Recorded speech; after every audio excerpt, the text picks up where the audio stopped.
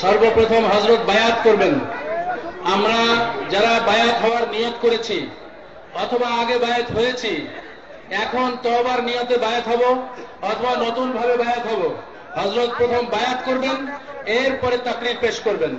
আমরা সকলে আওয়াজ বন্ধ করে দেই এবং সকলে একজন আরেকজনের গায়ে হাত দিব।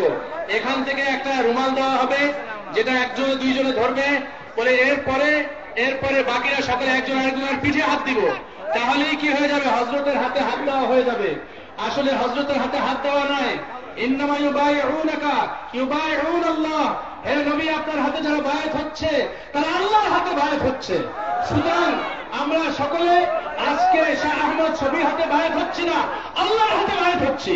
সুতরাং সকলে একজন আরেকজনের পিঠে হাত দিব এবং এই রুমালটা আমরা সকলে ধরব, যাতে করে আমরা সকলে বায়াত হয়ে যাব। যারা আগে বায়াত হয়েছি অন্য কারো কাছে, আমরাও তওবার নিয়তে বায়াত হব। আল্লাহ তাআলা আমাদের বায়াতকে, তওবাকে কবুল করেন। আয় আল্লাহ, আমি বায়াত হইতেছি, আমি মুরিদ হইতেছি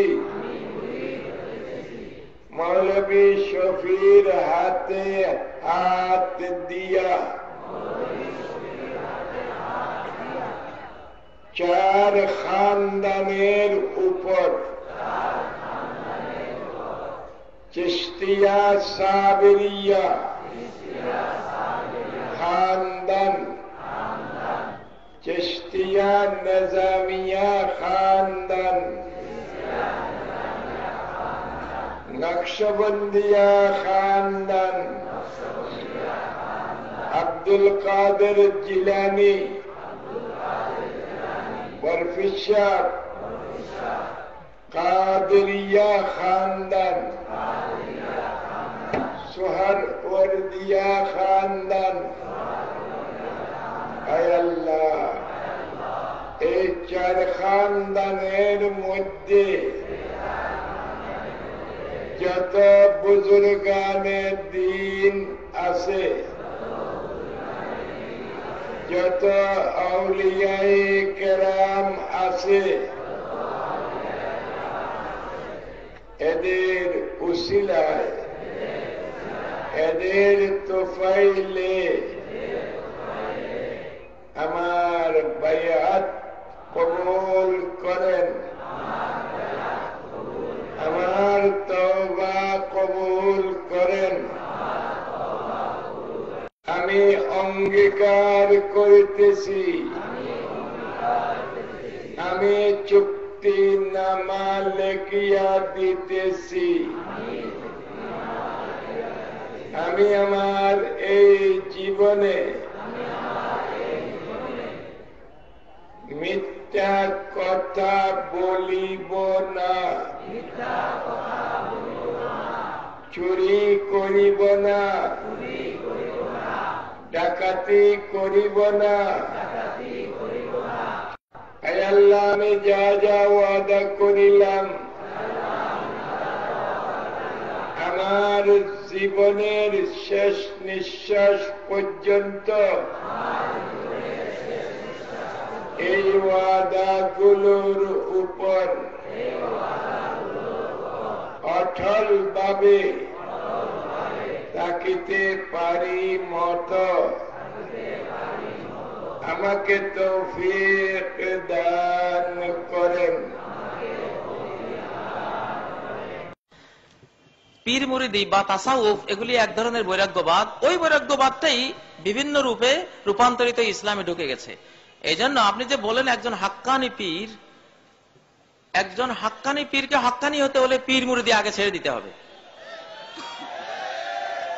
পীর মুরিদি, কারণ পীর মুরিদি এটার প্রথম কথাই হবে আপনাকে বাইয়ত করানো হবে নকশবন্দি তরিকা, চিস্তিয়া তরিকা, হারুনিয়া তরিকা, মুজাদ্দিদিয়া তরিকা, সাজেলিয়া তরিকা, কত তরিকা। অথচ কোরআনের 7 নম্বর সূরা আল আনআমের 153 নম্বর আয়াতে সাফ আল্লাহ বলে দিয়েছেন, ওয়ান্না হাযা সিরাতী মুস্তাকিমা, এই যে আমার ইসলাম একটা মাত্র পথ, সরল পথ, ফাত্তাবিউ, এক তরিকার অনুসরণ করো, ওয়ালা তাত্তাবিউ সুবুল, বিভিন্ন তরিকার অনুসরণ করো না। যদি বিভিন্ন তরিকার অনুসরণ করতে যাও, ফাতাফাররাকা বিকুম আন সাবিলি, তোমাদেরকে বিচ্ছিন্ন করে নিয়ে যাবে আল্লাহর ইসলাম থেকে বহু দূরে। অতএব কিছুতেই বহু তরিকার অনুসরণ করো না। আর পীর মুরিদির প্রথম ছোটাই আপনাকে বহু তরিকার সবক দেওয়া হবে। বহু তরিকা ছাড়া নকশবন্দি জিকির করতে হবে, হারুনিয়া তরিকার ধ্যান করতে হবে, তারপর চিস্তিয়া তরিকার মুরাকাবা করতে হবে, এই করতে হবে, সেই এত তরিকা তো ইসলামে নাই। তরিকা কয়টা? একটা। কুল ইন কুনতুম তুহিব্বুনাল্লাহ ফাত্তাবিউনি, বলো আল্লাহকে যদি ভালোবাসো তাহলে আমার অনুসরণ করো।